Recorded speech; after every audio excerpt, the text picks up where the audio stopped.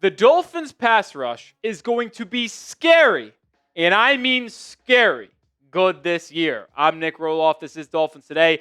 These five in particular are going to be troublemakers for opposing quarterbacks. Chop Robinson, Jaelan Phillips, Bradley Chubb, Zach Sealer, Matthew Judon. That's not even factoring in potential impact rookies like Kenneth Grant or Jordan Phillips rushing the passer from the interior.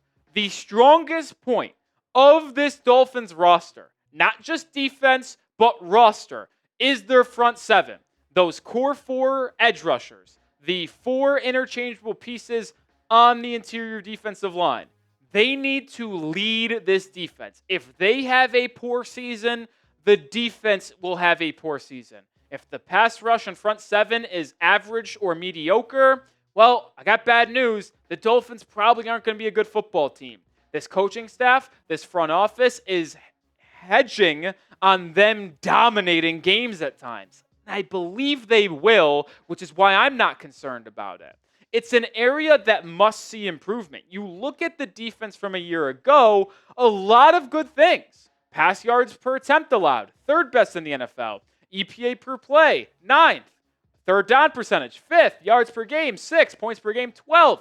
But you see two glaring deficiencies. Sacks per game, 27th.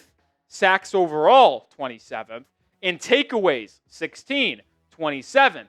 This defense needs to force opponents into more negative plays by getting after the quarterback and taking the ball away. And if we're going to be honest, like I just mentioned, the Dolphins being 27th in sacks this year just simply will not fly. If they are 27th in sacks, I'll be willing to make the bold statement that they will be picking inside the top 7 if that's the case. They need the pass rush to be elite, but as I mentioned, I think it will be, and I'll explain more on why I think that here in a second. But hey, subscribe and don't miss out because we're going to be live for NFL Week 1 Dolphins Colts this Sunday, 1 hour tailgate. 12 p.m. Eastern Time is when we'll be live for the 1 p.m. Eastern Time game, 11 a.m. Central Time. This is our thumbnail, so if you see it, click on it. Join me and Coop. Going to be a blast. Hopefully we see the Dolphins start the year 1-0. I think they will, but it's going to be a lot of fun. Subscribe and join us for that. The reason why I do forecast such a change from last season to this year, from 27th to sacks to what I believe could easily be top 5, top 7, is the fact you're getting Jaelan Phillips and Bradley Chubb back. It is just such an insane upgrade from a year ago. I mean, you look at it. I mean, this is hard to really fathom that we were rocking this out there every Sunday. I look back at it. The 4 most snaps to edge rushers for the Dolphins last year. Number 1 was Emmanuel Ogbah. Number 2 was Chop Robinson. 3 was Tyus Bowser. And 4 was Quentin Bell. I mean, no wonder why we were 27th in sacks. Those edges are brutal, man. And then you look to the right, what the top 4 edge rushers project to be for Miami. Chop, second-year bump up, hopefully. You replace Emmanuel Ogbah with Jaelan Phillips. Hello. You replace Tyus Bowser with Bradley Chubb. Hello. You replace Quentin Bell with Matthew Judon. Hello. Like, it's just such an insane upgrade from a year ago. And specifically harping on Jaelan Phillips and Bradley Chubb returning to this football team. The last time we saw them on the field for Miami, they were elite. That happened in 2023 when the Dolphins looked to be one of the best teams in the NFL and potentially winning the AFC East. Now, we know Jaelan Phillips ultimately tore his Achilles and had to miss the second half of the year. And then Bradley Chubb had that crazy destructive knee injury, which affected his PCL, MCL, and ACL in Week 16. But you look at their numbers in 2023, and on Pro Football Focus, out of the 95 qualified edge rushers that played at least 200 pass rushing snaps, Chubb ranked 12th in pressures and sacks, 17th in their signature pass rushing graded stat, PRP, and 19th in pass rush win percentage. Meanwhile, Jaelan Phillips, his overall pressures are down because he missed half of the year and played way less snaps than everybody else, but he was still half or top half in total sacks. He was extremely productive. He was on pace for a 14 sack season if he didn't get hurt. And he ranked in the top half in that signature PRP stat, as well as pass rush win percentage. You get both of these two back, that is going to be a massive upgrade at edge and pass rusher. And both of them are entering the season 100% healthy. Chubb has no nagging injuries as of now. Jaelan Phillips doesn't have any nagging injuries right now. Both should be extremely fresh. Chubb didn't play a game last year. And I know he had to do a lot of recovery, but his body should be fully healthy as it's been since maybe coming out of college because he hasn't played football in a while.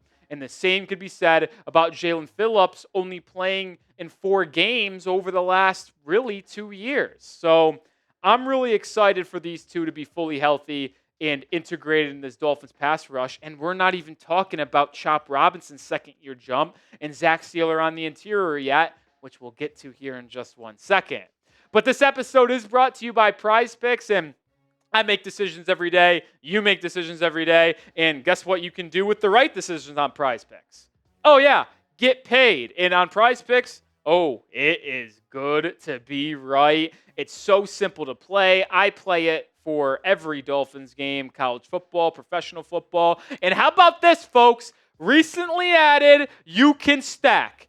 Only daily fantasy sports platform to allow it, by the way, where you can now take the same player with up to 3 stat projections. So you can go with Dak Prescott, more than passing yards, less than rushing yards, and more than passing touchdowns in the same entry. This is a new feature, folks, that I am very excited about because, well, to be honest, I like adding in the same player. Like, I would love to have Jaylen Waddle more than receiving yards and to have a touchdown. Like, that would be my dream.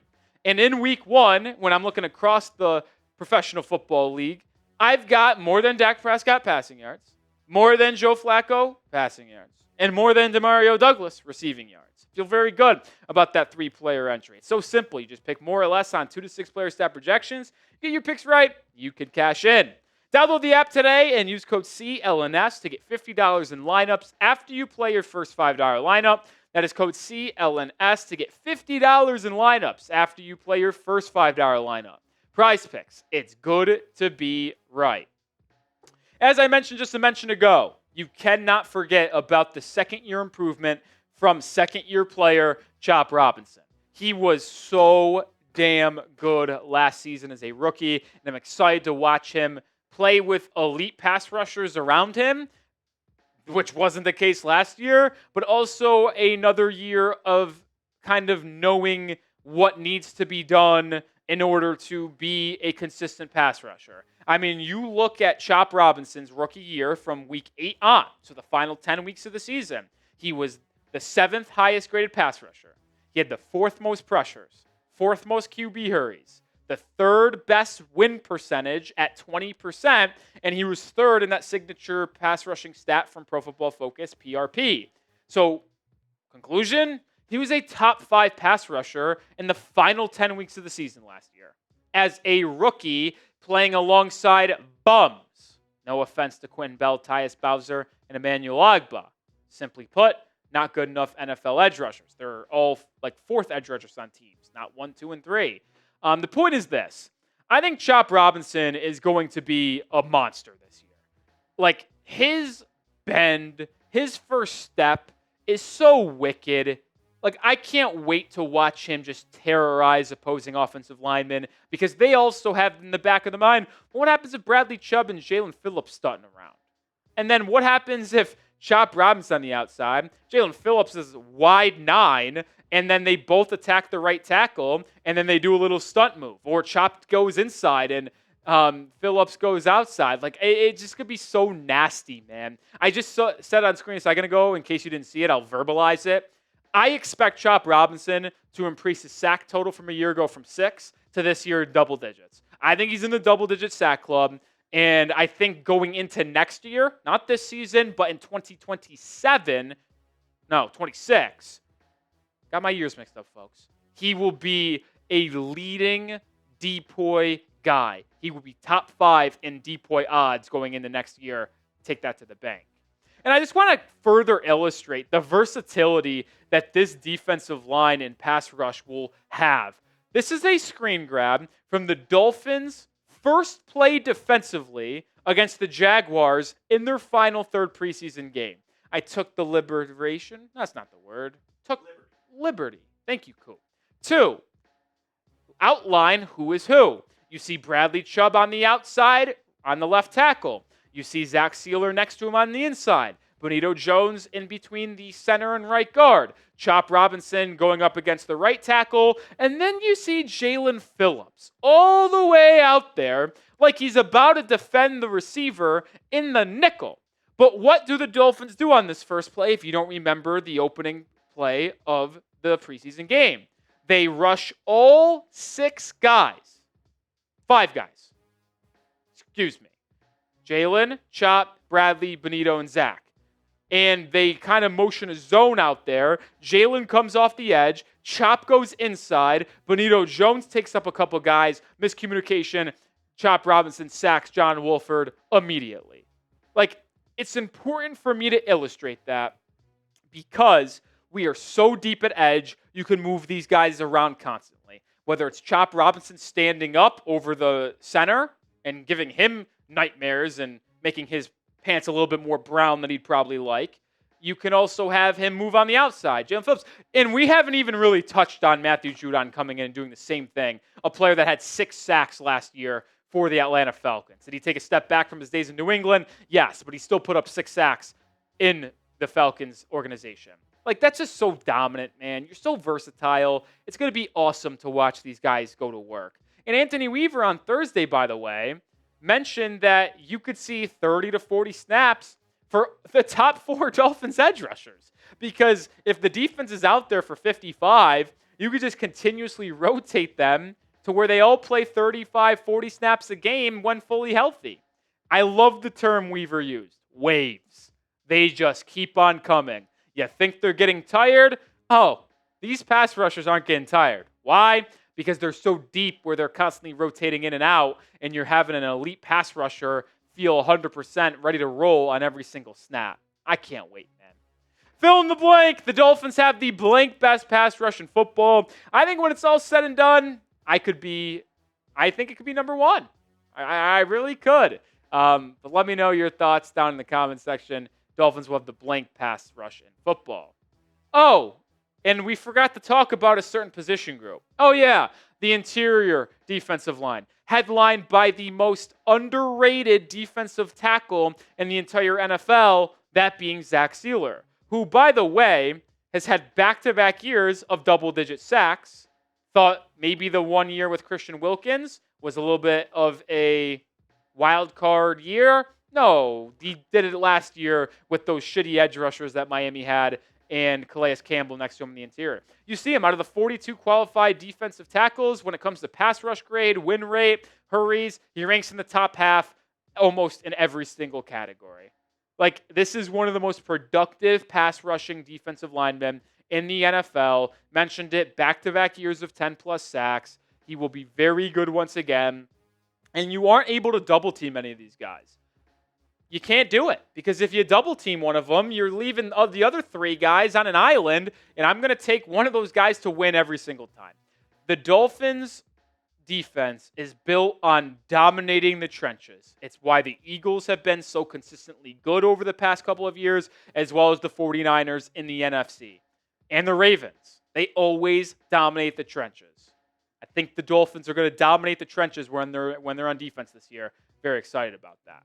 And how about this as well? ESPN put out an article about a week and a half ago labeling the top 50 pass rushers of the 2025 season and projecting each player's sack total and then having their top 50. Jaelan Phillips and Bradley Chubb were both projected to have 8.7 sacks this year. That's tied for the 14th most out of projections in the NFL. Zach Sealer was projected 7.1, 31st in the NFL, and Chop Robinson cracked the top 50 list at 6.5. And I think that is way underselling Chop Robinson. I said I expect him to be up or at least close to double-digit sacks. But the point I am making with this, ESPN projected 4 different Dolphins defensive linemen / pass rushers to get enough sacks to qualify them for the top 50. Not just edges. We're talking D tackles, linebackers, edge rushers. Doesn't matter. Top 4 or top 50, 4 guys. They were the only team on the ESPN top 50 projection list of sacks to have 4+ players. Some teams had 3. A lot of teams had 2. Not one team had 4 players in the top 50 projection list. Miami was by themselves. I am not the only one talking about this, folks. I know this pass rush will be elite. It's going to carry the defense, and you're starting to even see some of these national people catch on a little bit too. I think we're going to surprise people early on this season, especially with an easier schedule. First month of the year, Colts, not a good quarterback, not a good offense. Patriots, bottom 5 offensive line in football. Bills will be tough, but then you play the Jets to end out September, a bottom 3 offense in football with a struggling offensive line since their best player got hurt, Elijah Vera Tucker. This pass rush is going to dominate, I think, throughout the year, but they're going to even look better early on in the year when they're playing battle line. Not to mention week 5 is Carolina, week 6 is the Chargers, and then week 7 is the Browns. Not good offenses and offensive lines early on in the year, folks.